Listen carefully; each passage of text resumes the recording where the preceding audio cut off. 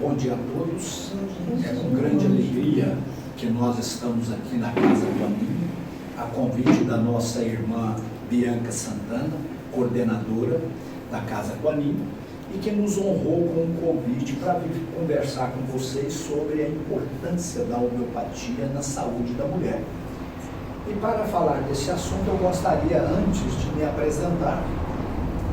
O meu nome é Alcides Peregrino Fazolino, sou médico homeopata, fui graduado pela Faculdade Federal de Medicina do Triângulo Mineiro, fiz residência médica em ginecologia e obstetrícia, que me deu especialidade neste ramo da medicina, onde convivi com as mulheres durante todo o período do exercício da minha profissão. Fiz depois pós-graduação em homeopatia e pós-graduação em ultrassonografia geral. E exerci a profissão na cidade de Jataí, Goiás, durante 45 anos, onde tive a alegria, né, e a oportunidade de servir a comunidade, fazendo milhares de partos, milhares de cirurgia, milhares de atendimentos no setor da urgência e da emergência e também no consultório médico atendendo as consultas.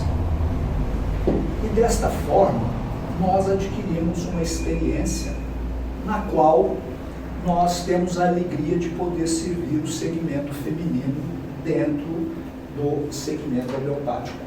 E hoje vamos falar com vocês sobre a importância da homeopatia na saúde da mulher, que é um assunto realmente de enorme relevância para as mulheres de uma maneira geral.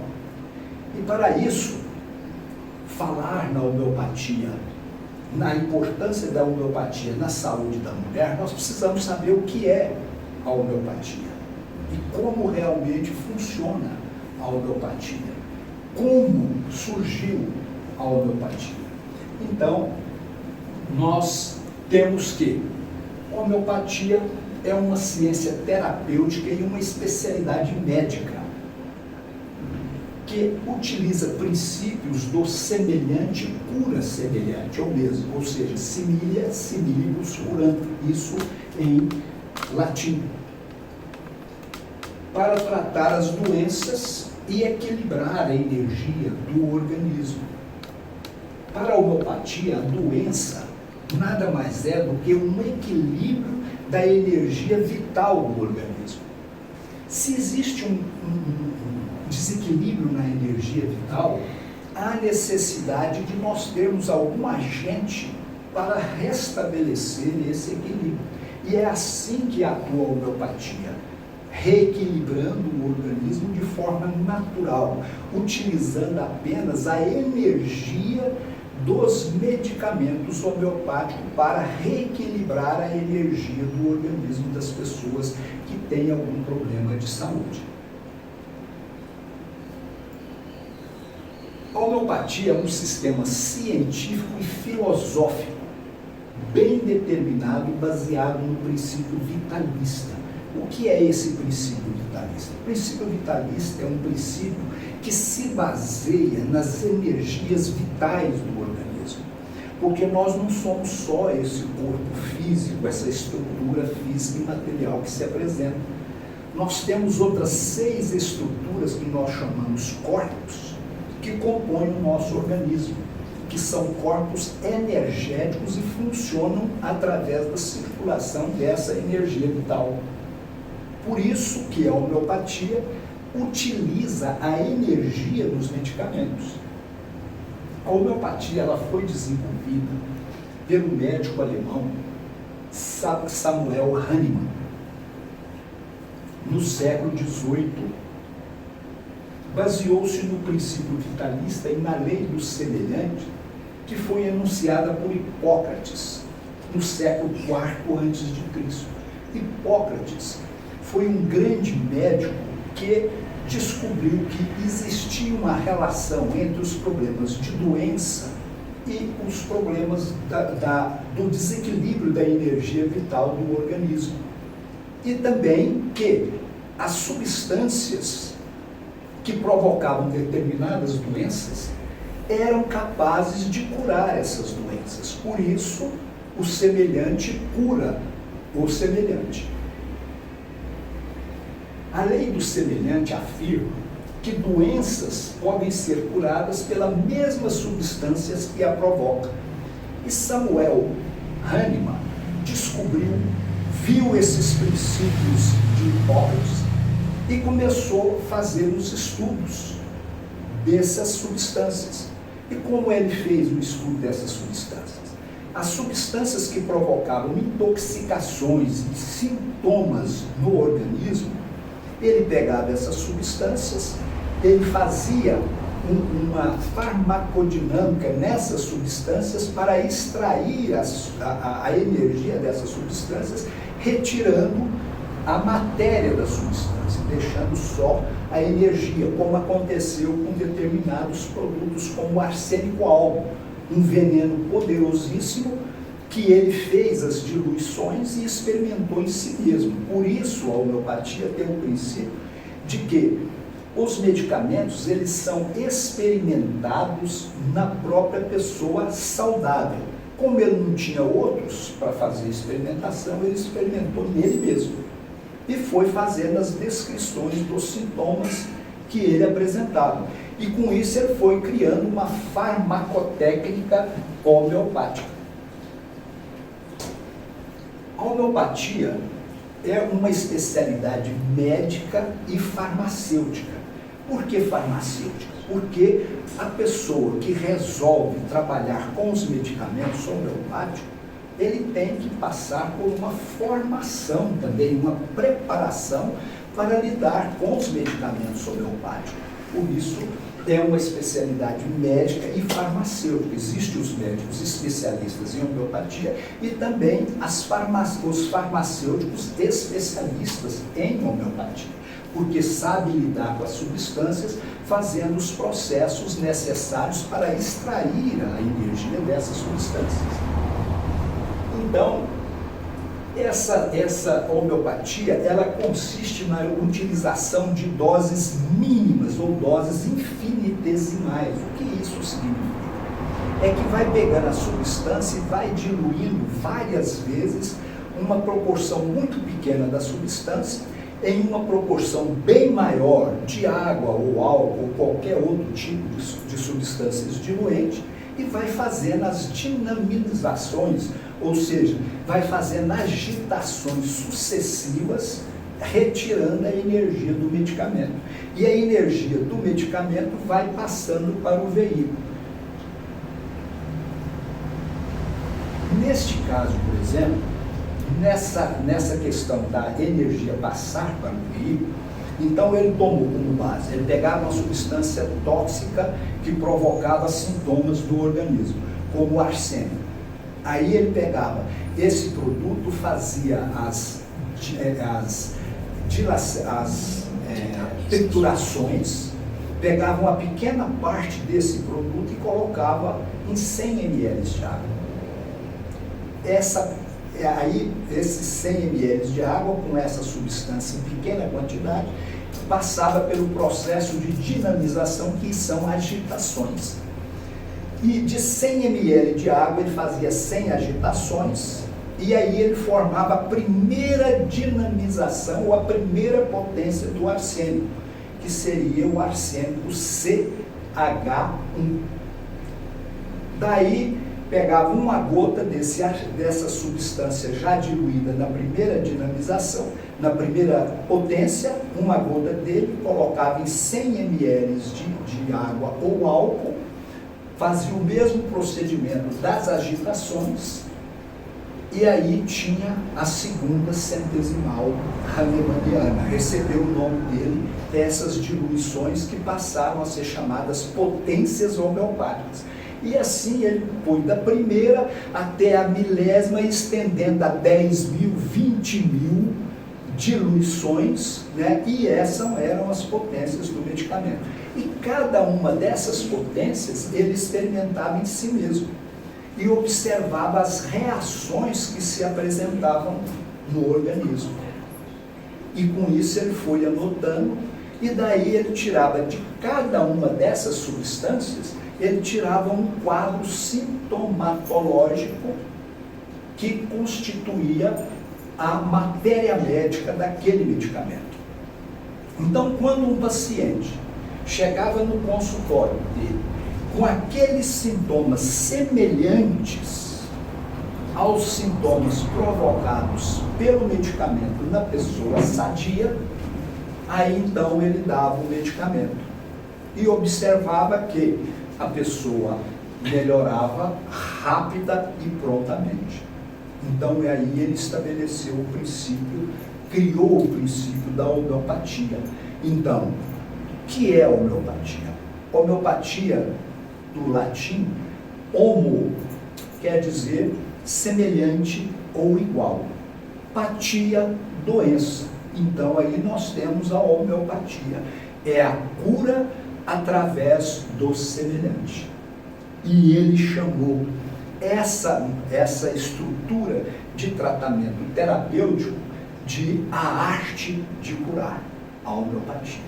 E daí por diante ele começou a desenvolver em várias substâncias, ganhou os seus discípulos e experimentava em seus discípulos as mais diferentes substâncias, e assim ele foi formando todo um arsenal terapêutico através do princípio da homeopatia. Então vocês vejam bem que agora nós chegamos a um ponto importante, que o tratamento homeopático utiliza a energia do medicamento, utiliza a energia vital do medicamento, porque todo ser existente tem a sua energia. Como nós temos a energia que circula em nosso organismo e mantém a nossa saúde, todos os elementos da natureza, minerais, vegetais, animais, também têm essa natureza. E assim, com a utilização desses processos, se retira a energia do medicamento. E aquela pessoa que chega no consultório com determinados sintomas, semelhantes aos sintomas que aqueles medicamentos provocaram na pessoa sadia, aí esse medicamento é indicado para aquela pessoa e aquela pessoa se cura. Aí a lei do semelhante. Semelhante cura semelhante. Vocês compreenderam isso? Bom, e se nós estamos falando de que a homeopatia é energia e que entra no organismo para restabelecer e equilibrar a energia do organismo, nós precisamos saber como é que o nosso organismo funciona. E para nós sabermos como o nosso organismo funciona, nós temos que conhecer a estrutura energética desse organismo. Então esse organismo, o nosso organismo, não é só essa parte densa física. Tem dentro dele outras 6 estruturas que nós chamamos de corpos, que compõem um septenário, que são 7 corpos que compõem a estrutura do homem. Então nós temos no nosso organismo uma rede de canais que circulam por todo o nosso corpo, fazendo as interligações entre esses 7 corpos, que são os nadis. E nós temos 72 mil nadis que compõem o corpo etérico. Porque aqui nós temos o corpo físico, que é este. Dentro deste corpo físico nós temos o corpo etérico. Mais adentro nós temos o corpo astral.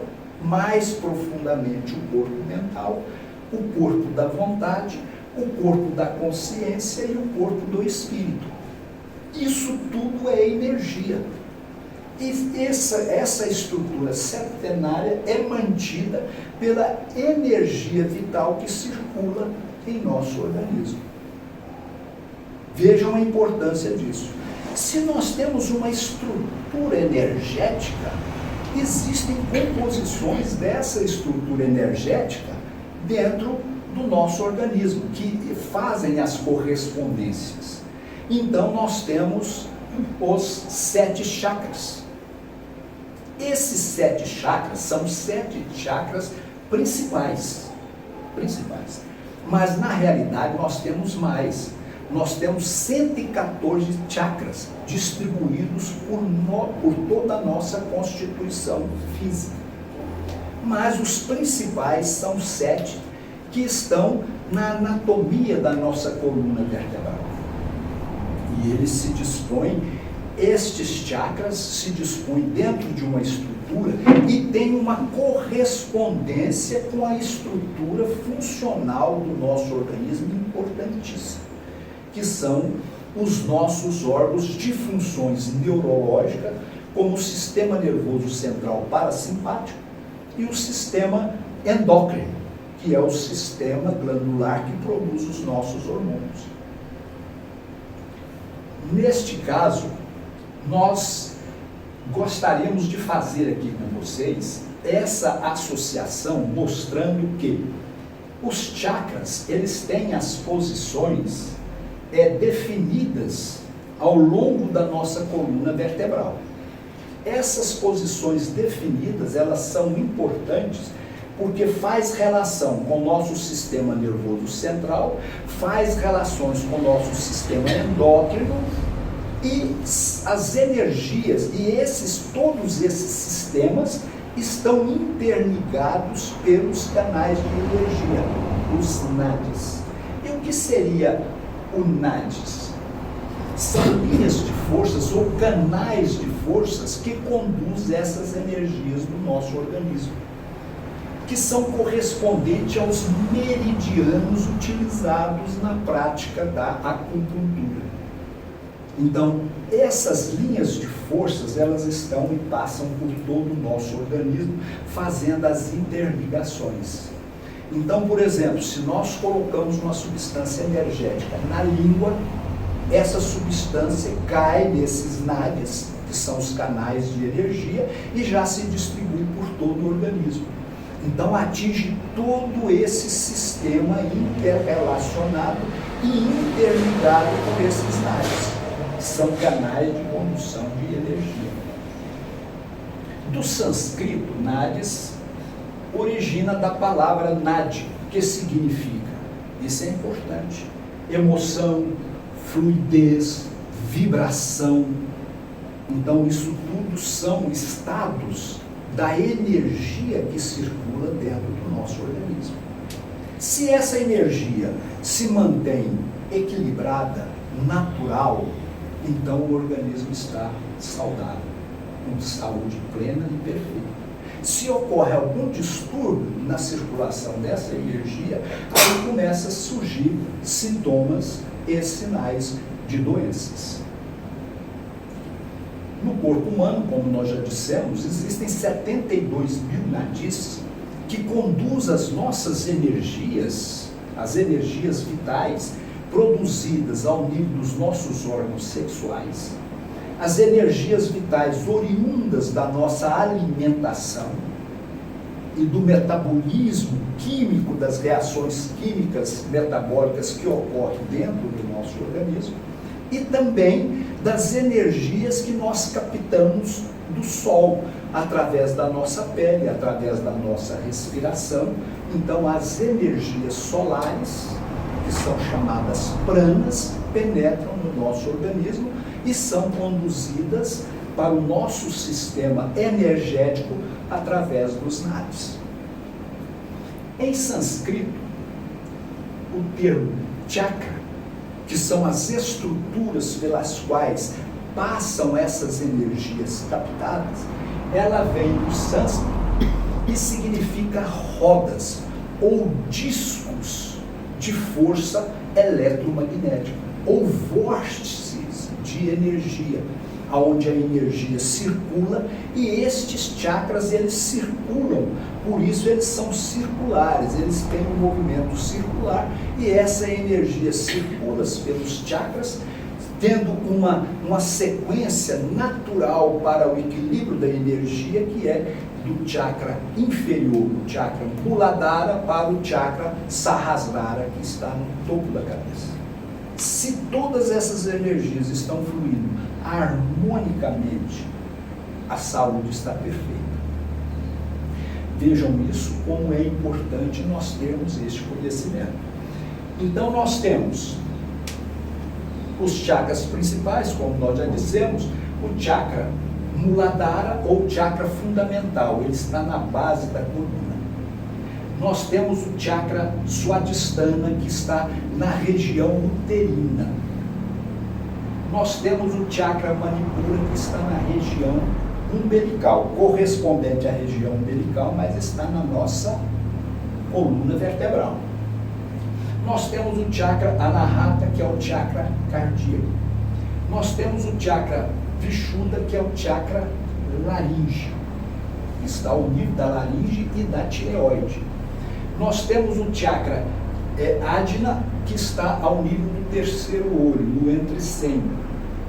E o chakra Sahasrara, que é chamado também de coroa dos santos, está no alto da nossa cabeça.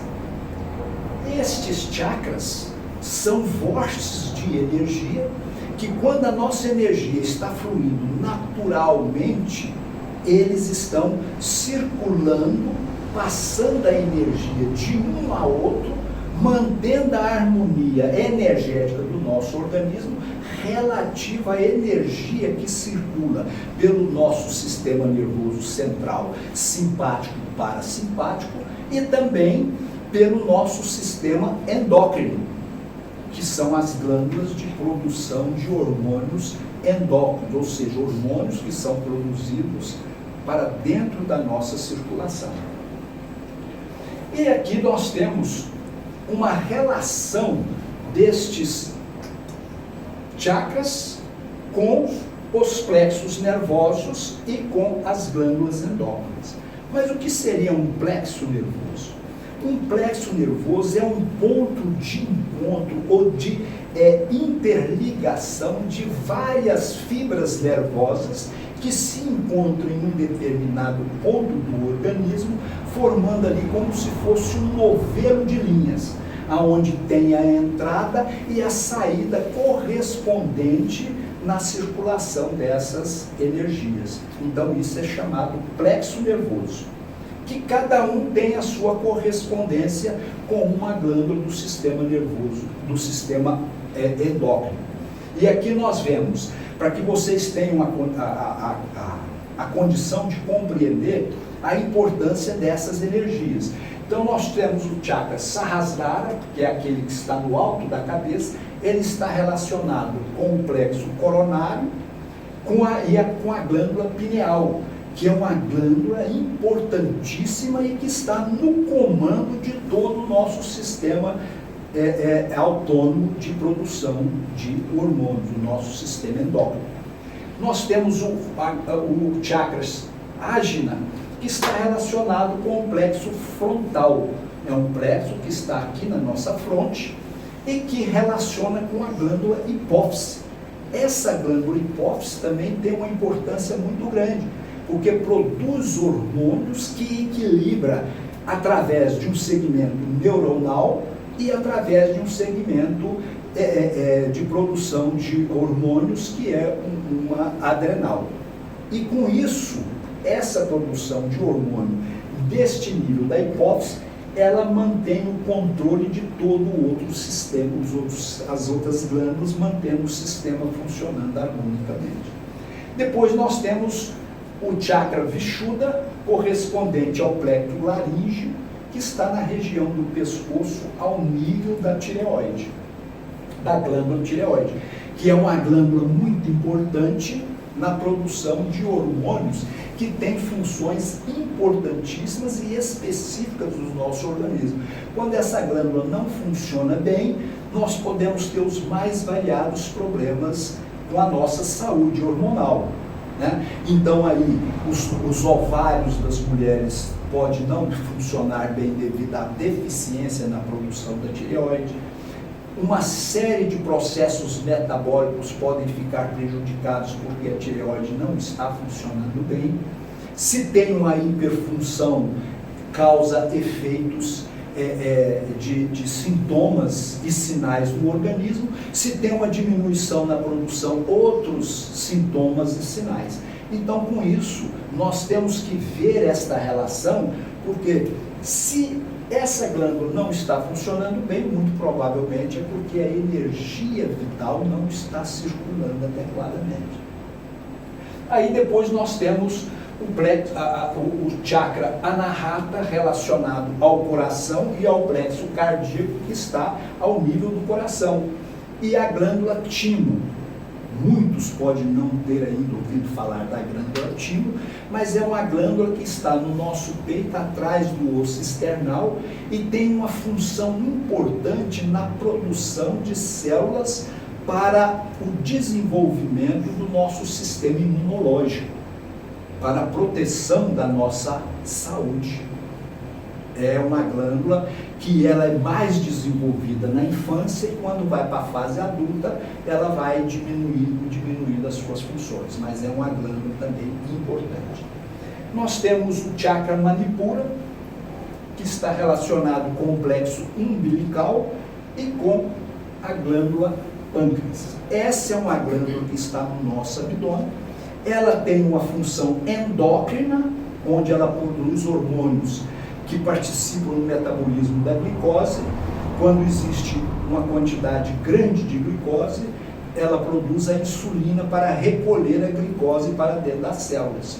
E quando existe uma pequena quantidade, ela produz o glúcagon, que estimula o fígado para produzir a glicose que o organismo está necessitando.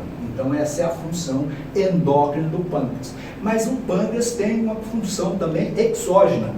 Ele produz sucos digestivos que são lançados no nosso intestino delgado, ao nível do duodeno, para a digestão das gorduras. Então vocês vejam que tudo é importante e está relacionado com a nossa estrutura funcional e energética. Depois nós temos o chakra swadhisthana relacionado ao plexo sacral e também na região dos ovários, está relacionado com os ovários. Se ocorre, e os ovários também é um órgão no nosso sistema endócrino, porque produz os hormônios femininos.